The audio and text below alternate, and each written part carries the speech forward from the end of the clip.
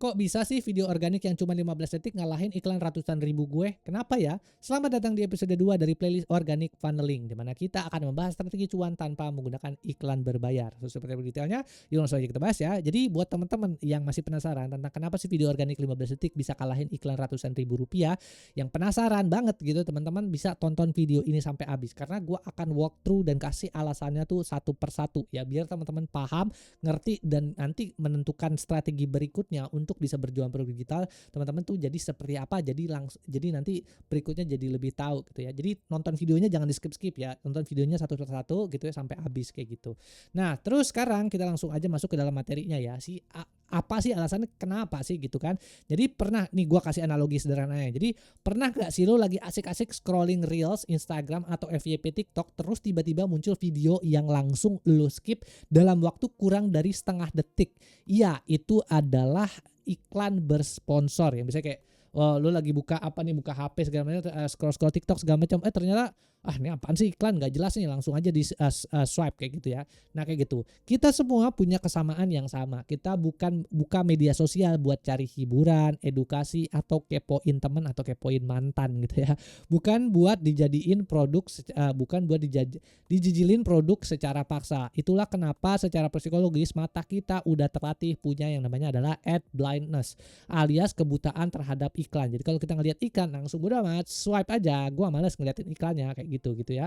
Dan coba tebak siapa yang paling paham kebiasaan buruk lo ini? Yang pertama yang pasti adalah algoritma platform itu sendiri gitu ya. Kenapa kayak begitu? Karena algoritma TikTok, Instagram maupun YouTube Short dirancang dengan satu tujuan utama, yaitu adalah menahan lo selama mungkin di aplikasi mereka gitu ya. Jadi kalau pada saat lu bikin iklan tertentu, terus juga punya CTR yang gede, punya CAC atau punya CTR, cost per klik atau CPC-nya juga gede, itu menandakan bahwa algoritma tidak terlalu suka sama iklan lu kayak gitu ya. Jadi lu harus cari angle iklan yang pas seperti apa.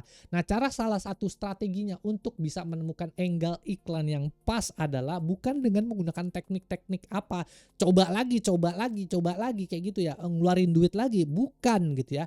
Ada strategi gratis yang bisa teman-teman pakai, namanya adalah strategi organic funneling ya. Ini juga di episode 1 gue udah bahas yang secara detail ya, konsep dasar tentang strategi organic funneling seperti apa. Teman-teman bisa nonton yang episode 1 nih yang organic funneling gitu ya. Jadi teman-teman lebih paham gitu ya gimana caranya gitu ya. Kalau di sini ini cuman ngebahas tentang perbedaan ya antara konten organik dan juga digital ads. Kenapa sih organik bahkan malah lebih bisa melebihkan? Balik lagi ya, teman-teman bisa tonton yang di situ ya, biar gua nggak ulang lagi gitu ya.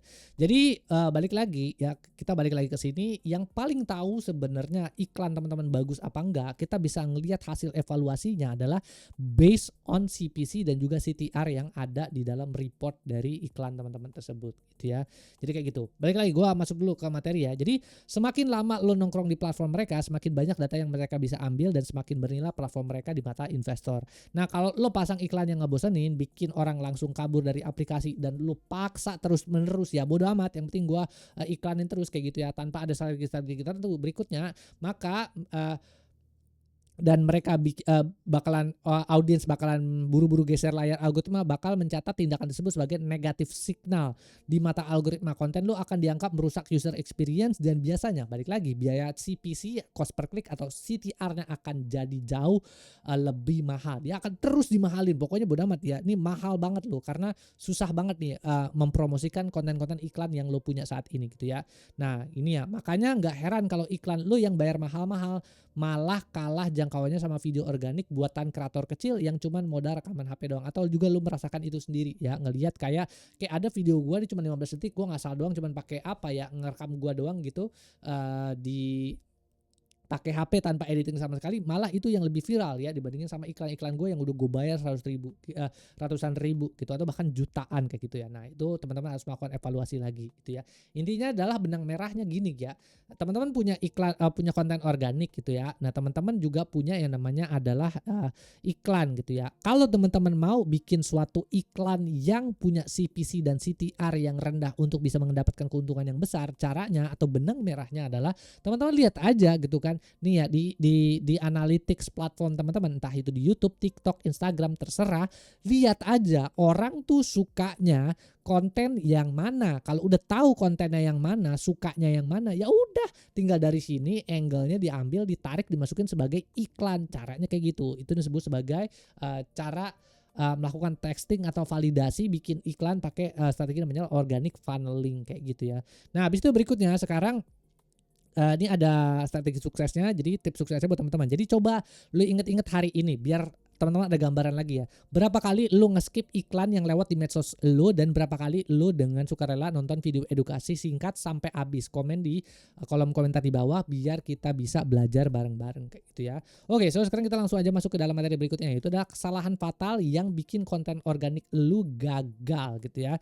Jadi berikut 7 kesalahan fatal yang bikin konten organik lu nggak kemana-mana. Yang pertama itu udah pasti ya, hook lemah di 3 detik pertama. Ini ada bukunya namanya adalah Hook Point. Ini di sini ngebahas tentang kenapa sih 3 detik pertama, entah lu mau bikin konten, entah itu lu mau bikin iklan, ya ini hook yang paling penting tuh di sini. Ini di bukunya ada namanya Hook Point gitu ya. Terus habis itu yang kedua adalah langsung jualan di awal, melakukan hard selling. Setelah udah hooknya segala macam langsung dijual kayak gitu ya. Nah, itu juga bermasalah banget ya. Yang ketiga adalah ini ada strateginya lagi ya supaya tidak berasa jualan banget gitu ya. Ada strategi namanya adalah PAS, Problem Agitate Solutions gitu yang kedua. Yang ketiga adalah melakukan konten terlalu panjang tanpa pacing. Yang keempat adalah gak ada CTA yang jelas, call to action yang jelas. Yang kelima adalah visual penonton yang membosankan. Ya videonya begitu aja, gak ada gerakan-gerakan, apalagi kalau iklan segala macam, gak ada animasi segala macam, ada bosan orang nontonnya gitu kan.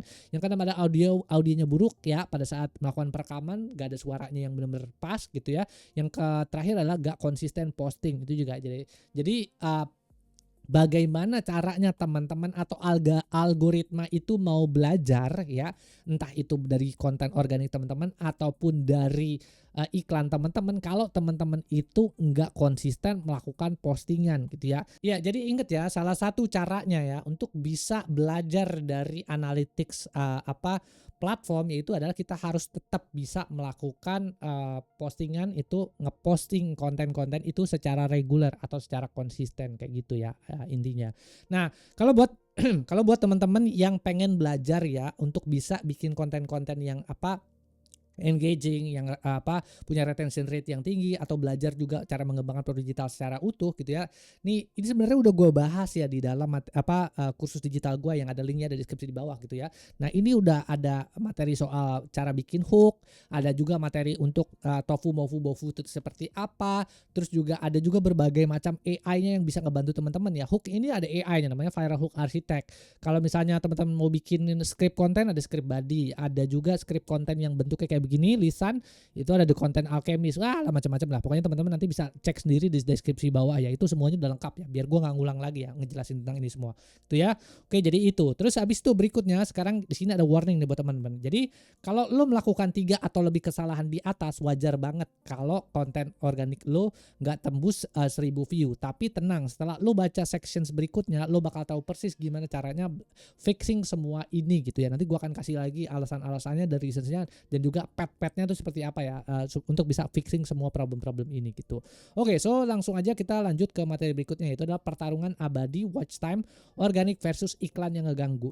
Mari kita buat perbandingan yang adil nih ya buat teman-teman ya. Jadi kenapa sih performa konten organik di mata algoritma itu jauh lebih seksi dibandingin iklan berbayar yang tujuannya cuma melakukan hard selling doang ya. Kenapa CPC dan CTR sekarang terasa sangat mahal untuk bisa di-acquire dibandingin sama kita bikin konten organik secara langsung. Why? Alasannya apa gitu ya? Alasannya adalah karena pada saat kita membuat konten organik biasanya tujuan utamanya adalah 2 hal ini ya. Dua hal ini adalah matriks yang paling utama pada saat kita bikin konten organik, yaitu adalah watch time dan juga retention. Karena kalau misalnya kita nggak ngejar 2 matriks ini, itu biasanya gitu ya, video tersebut nggak akan di-push sama algoritma secara lebih kencang lagi. Jadi pastikan adalah pada saat membuat konten organik adalah untuk bisa melakukan testing yang bagus, kita harus bisa ngejar 2 matriks ini, yaitu adalah watch time dan juga retention time yang tinggi gitu ya. Nah, ini ada penjelasan lagi berikutnya. Jadi saat orang nonton konten organik lo yang seru, edukatif dan juga menghibur, ini kita sering sebut sebagai tahapan TOFU atau aliasnya adalah top of the funnel. Mereka bakal betah nonton sampai detik terakhir. Begitu retensi video lu tinggi, algoritma bakalan mikir, wah video ini disukain sama banyak orang nih, mari kita sebarkan ke lebih banyak orang. Dan itu sudah menunjukkan ya, atau itu adalah sebuah signal positif di mana kita bisa kemudian mengkonversi konten organik kita menjadi sebuah iklan. Di video episode sebelumnya udah gue bahas juga yang dimaksud apa sih organic funneling, kenapa lu butuh organic funneling supaya nggak boncos segala macam, kenapa, itu ya udah gue bahas di episode sebelumnya.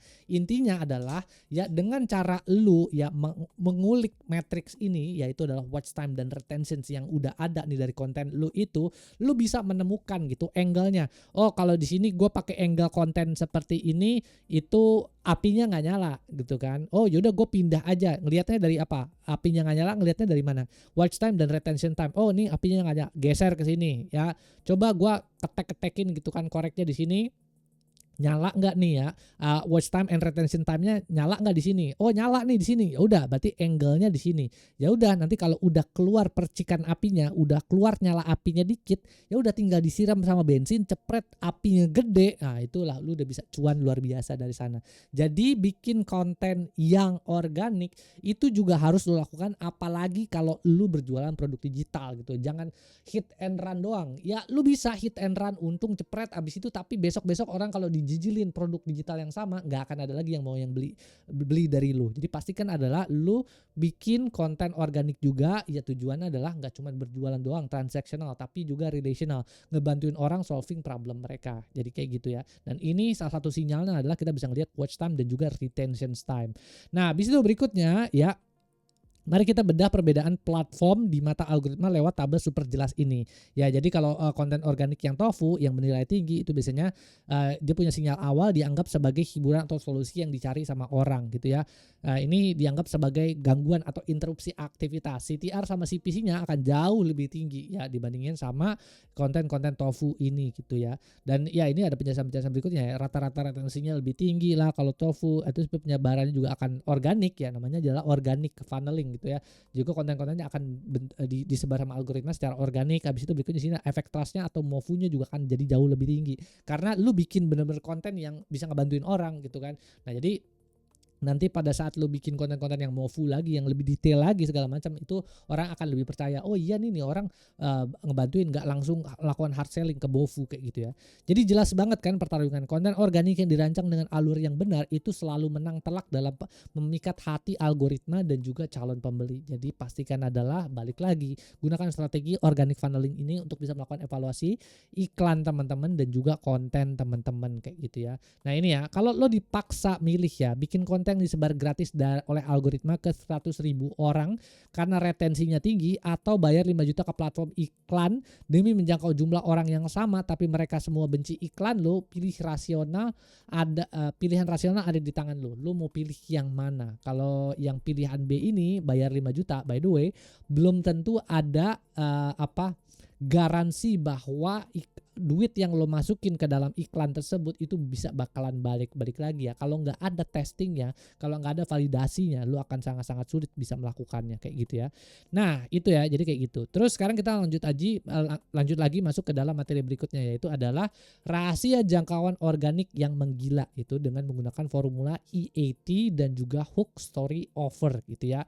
Lalu pertanyaannya sekarang gini kan, kita udah tahu nih gitu kan, apa korelasi antara korelasi antara konten organik dan juga konten-konten yang kita iklan gitu ya. Kalau misalnya udah ada gitu kan konten organik yang inian kita udah tahu, lalu konten organik kita udah tahu yang mana yang mau yang bagus, kita bisa ubah jadi iklan. Sekarang pertanyaannya gimana nih ya bikin ya, cara cepatnya gimana sih gitu ya untuk bisa bikin konten organik nih yang menemukan angle-angle yang lebih cepatnya tuh kayak gimana caranya. Nah ini ya, ada dua formula utama yang namanya adalah formula EAT dan juga formula hook story offer. Lalu gimana cara bikin konten organik berdurasi 15 detik sampai 60 detik ya, menemukan angle-nya ya yang langsung dicintai sama algoritma dan bikin audiens kita kebelet banget buat beli produk digital kita. Gimana caranya? Gimana cara menentukan angle-nya gitu kan. Tadi kan udah cara menemukan apinya. Sekarang gimana cara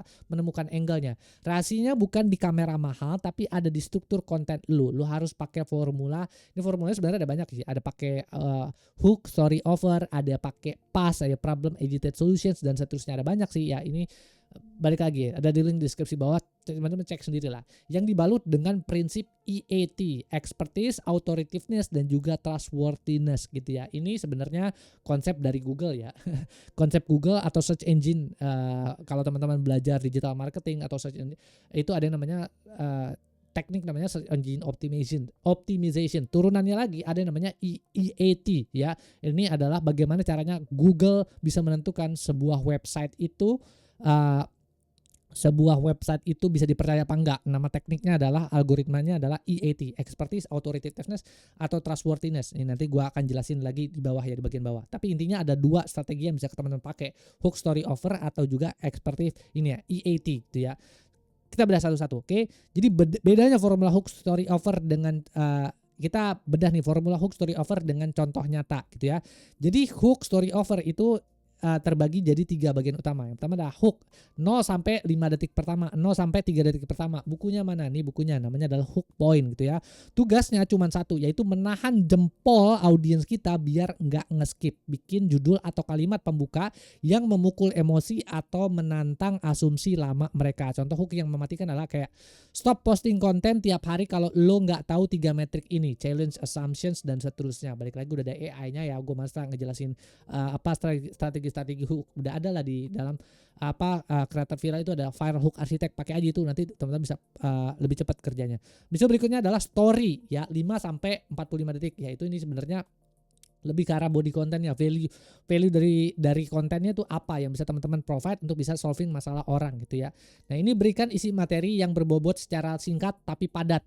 Ya, ini juga salah satu kesalahan gua ya. Itu speed to value adalah sesuatu hal yang paling penting ya. Jadi jangan kebanyakan ngomong-ngomong yang aneh-aneh nggak jelas. Langsung aja intinya apa yang bisa teman-teman bisa berikan tuh apa. Itu juga salah satu penyakit gua, karena gua banyak banget baca buku. Jadi gua tahu banyak dan gua sebutannya rambling, terlalu banyak ngomong yang gak jelas gitu, terlalu banyak filler words gitu. Jadi intinya adalah straight to the point, kasih audiens yang mereka mau apa, problem yang mau mereka solve apa, caranya gimana, habis itu that's it, selesai kayak gitu ya.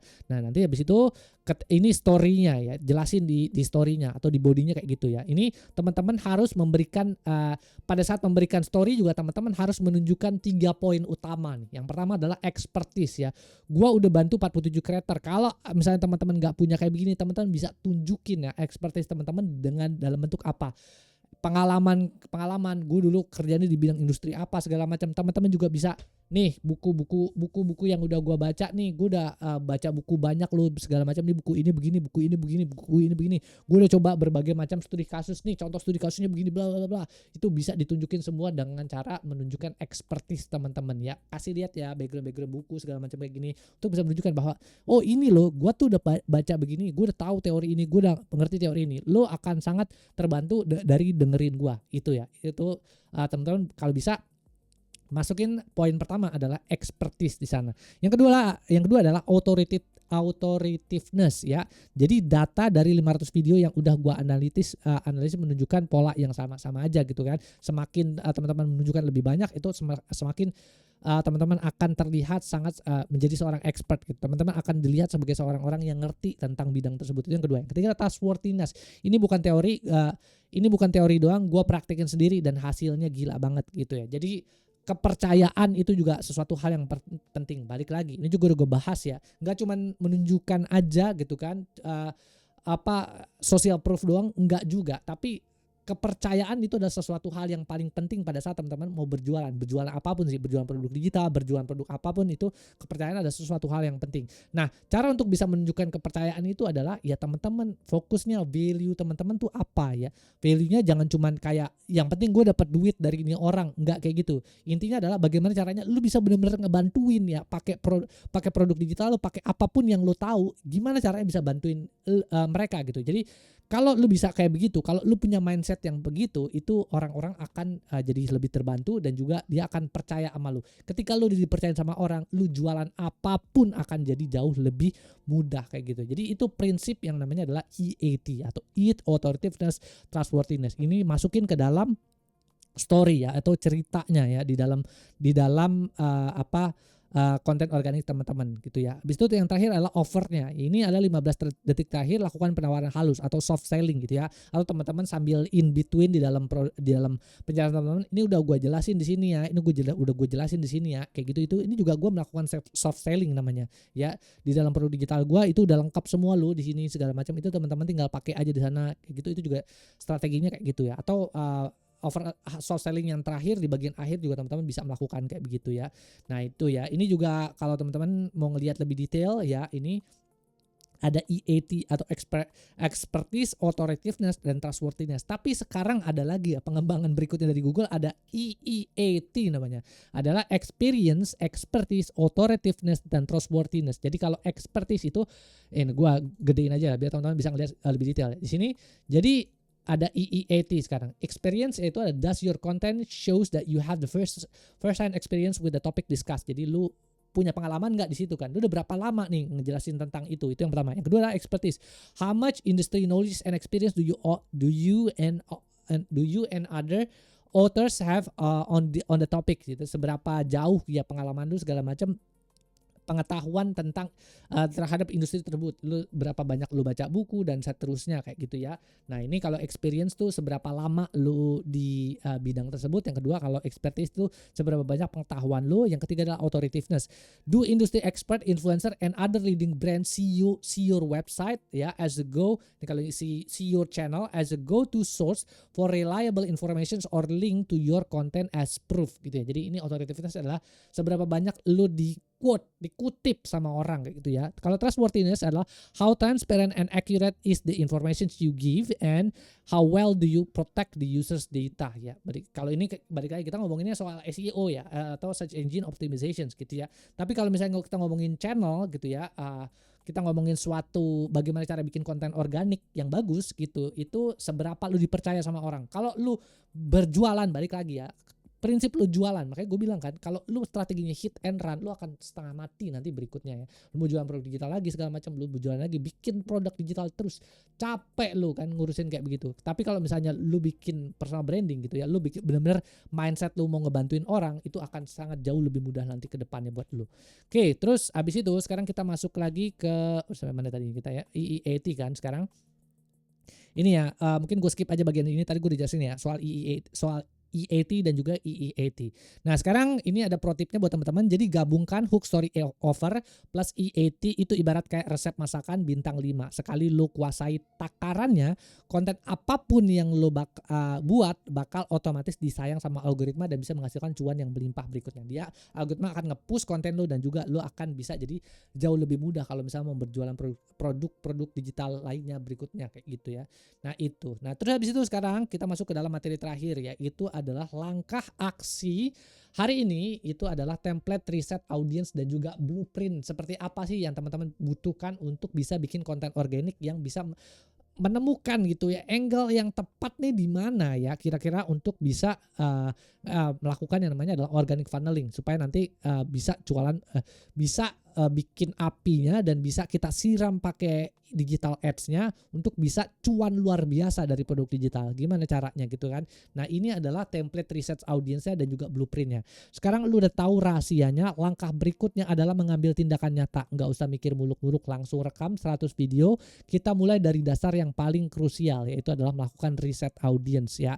Ini udah gua bahas secara lengkap, balik lagi ini soft selling gua gitu kan. Tapi ini bener-bener ya, maksud gue ini adalah materi yang benar-benar bagus banget gitu buat teman-teman bisa pelajarin. Namanya adalah riset pasar dan melakukan validasi produk ya. Di dalamnya itu udah dijelasin tentang bagaimana caranya suatu produk tertentu itu bisa dikomparasi gitu ya. Untuk teman-teman kembangkan, dan teman-teman kalau bikin produk digital itu teman-teman pasti laku, yakin ya, iris kuping gue pasti laku produknya, nggak mungkin enggak ya. Di dalam ini udah gue jelasin di dalam materi di sini itu banyak banget ya. Nah di dalam situ itu ada berbagai macam juga yang udah gue bahas ya. Kenapa ini gue bisa bilang langsung laku dan pasti laku, karena ada berbagai macam AI-nya, ada WMI ya untuk bisa menemukan jati diri kita dan apa produk-produk digital apa yang cocok buat kita. Digital produk juga bagaimana cara melakukan strategic marketing untuk produk kita. Terus abis itu juga strategi-strategi untuk bisa melakukan riset produk Amazon, di Amazon, Etsy. Terus juga di dalamnya ada juga strategi digital asset bundle yang ada 16,2 juta plus gitu ya, macam-macam lah, ada banyak ya di situ ya. Ada juga teknik yang nggak jarang banget dibahas sama orang, ini namanya teknik GAS atau Google Advances, untuk bisa melakukan riset audiens dan juga riset produk digital secara lengkap. Aduh, makanya gue bilang kan, kalau gue jelasin semua boring loh, tapi itu semua udah ada semua di dalam materi yang ini ya. Jadi teman-teman kalau benar-benar serius, ini ada di materi yang di situ ya. Ceklah di link di deskripsi di bawah. Nah ini teman-teman juga bisa menggunakan template-template gratisan ini ya. Kalau teman-teman nggak mau pakai yang ini untuk bisa melakukan riset audiens, teman-teman bisa melakukan audit riset audiens secara mandiri dengan menggunakan template ini. Yang pertama adalah langkah pertama itu identifikasi tiga kompetitor terbesar gitu kan. Entah siapa kompetitor satu, username-nya siapa, dia ada di platform ini, lalu di jualan apa, lu kontennya bentuknya seperti apa dan seterusnya, itu bisa dicek semua. Yang kedua adalah langkah kedua, buka 5 video terbaru mereka yang paling banyak views, habis itu catat URL-nya dan screenshot video-video tersebut untuk bisa dijadikan referensi. Dia bikin video apa sih ya, sama nih sama gua, kenapa sih dia bisa lebih viral dari gua, kenapa sih, apa sih konten yang dimasukin sama dia, itu bisa kita tuliskan, lalu kemudian kita bisa bikin ulang atau remake lah dari sana. Habis itu scroll ke kolom komentar dan cari 5 pola ini. Ya ini kalau mau melakukan secara manual ya, pertanyaan berulang. Lihat pertanyaan-pertanyaan yang sering ditanyain sama orang, itu bisa jadi FAQ. Yang kedua adalah keluhan spesifik ya. Ini orang gue nggak ngerti di bagian ini segala macam. Cari keluhan spesifik, itu yang kedua. Yang ketiga adalah request materi. Bang, tolong bikinin gua ini dong, materi yang ini kayaknya belum ada. Oke. Itu yang ketiga. Yang keempat adalah kebingungan konsep ya. Ini gue nggak ngerti nih tofu, mofu, bofu apaan sih gitu kan. Nah itu bisa dibikin lagi konsepnya, dijelasin lagi lebih detail konsep itu apaan kayak gituan. Habis itu yang kelima adalah testimonial implicit gitu ya. Gue coba cara ini dan ini berhasil. Nah itu bisa juga dibikinin kontennya lagi. Itu itu menunjukkan bahwa ada minat untuk konten tersebut gitu ya. Yang keempat adalah langkah 4, pilih satu pola, bikin 3 variasi hook dari 5 pola yang udah kita temukan. Pilih yang paling sering muncul lalu bikin 3 variasi hook berbeda untuk bisa melakukan testing. Balik lagi ya, di AI, di Creator Viral ada satu tools AI lagi namanya adalah playlist director ya. Jadi lu nggak cuma bisa bikin variasi konten based on hook, tapi bisa bikin variasi konten based on ya variasi gitu ya, dijadikan sebuah compact kayak gini gitu.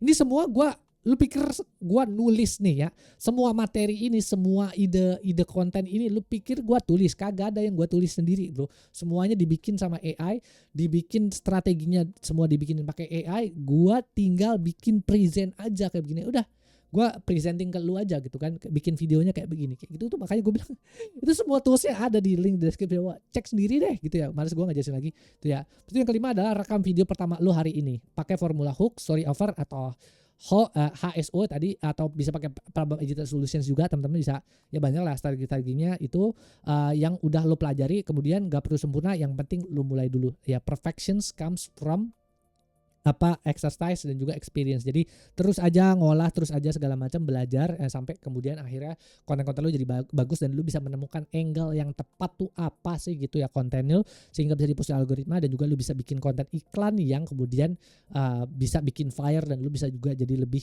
cuan gitu ya. Bisa berikutnya di sini ada reminder buat teman-teman. Jadi mendapatkan jangkauan organik yang luas itu baru langkah awal atau TOFU. Apakah followers melimpah itu jaminan rekening lu bakal langsung terisi penuh? Enggak juga gitu kan.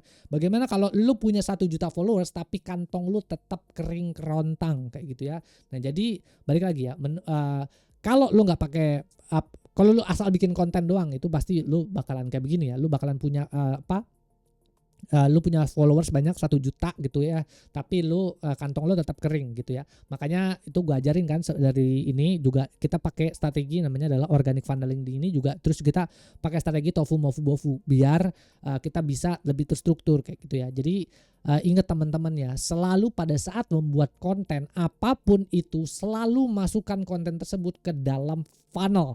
Entah itu belum mau masukin dalam tofunya, mau masukin dalam mofunya, mau masukin dalam bofunya, terserah, bodo amat. Yang penting intinya adalah setiap konten yang teman-teman bikin ada intensinya. Ya intensinya, endingnya apa sih? Endingnya tetap memberikan value, itu pasti yang pertama. Yang kedua adalah ya tetap aja berjualan gitu ya. Ngapain lu bikin konten capek-capek 1 juta followers? Ini ada lagi bukunya kan, 1 million followers nih bukunya nih ya, sama Brandon Kane. ya 1 million followers. Buat apa capek-capek nyari followers kayak gitu kan. Tapi kalau misalnya lu nggak cuan sama sekali, lu tetap aja segitu-segitu aja pendapatan lu, nggak ada gunanya gitu ya. Makanya kalau bisa selalu gunakan, ingat ya, pastikan selalu gunakan funnel untuk setiap konten yang teman-teman bikin. Habis itu berikutnya di sini ada mitos besar tentang pentingnya jumlah pengikut atau followers, bakal kita kupas tuntas sampai akhir di episode berikutnya ya. Kenapa sih 1 juta followers itu tidak akan ngebikin kantong lu, tapi kantong lu tetap masih kering gitu ya. Sumpah jangan sampai mau ditipu sama platform gitu ya untuk bisa cuman ngejar subscribers dan juga followers doang. Itu namanya adalah vanity metrics. Nanti gua akan jelasin di episode berikutnya. Jangan sampai terjebak sama matrix palsu ini. Intinya adalah teman-teman ikutin, subscribe di channel gua, nanti gua akan jelasin lagi secara detail di episode berikutnya gitu ya. Sip, mungkin itu aja yang bisa gua sampaikan di video kali ini. Balik lagi, mudah-mudahan video ini bisa bermanfaat dan gue juga mudah-mudahan video ini bisa memberikan value ke teman-teman. Terus kalau teman-teman suka sama video ini, jangan lupa bantu share, like sama komen supaya ada banyak lagi orang-orang yang bisa terbantu dari video ini. Terus kalau teman-teman masih mau ngobrol sama gua, di situ ada website gue juga di alunsu.com, tinggal ngobrol-ngobrol di sana ya. Thanks for nonton. Oke, bye.